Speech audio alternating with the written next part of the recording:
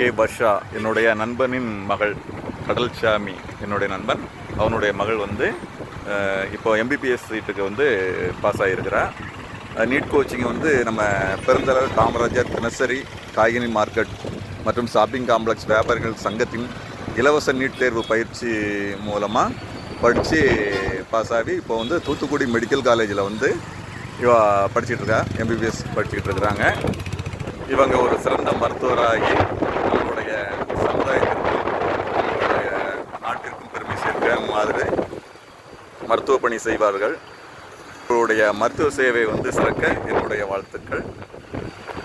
இதுக்கு உதவி செய்த வியாபாரி சங்கத்திற்கும் நன்றி.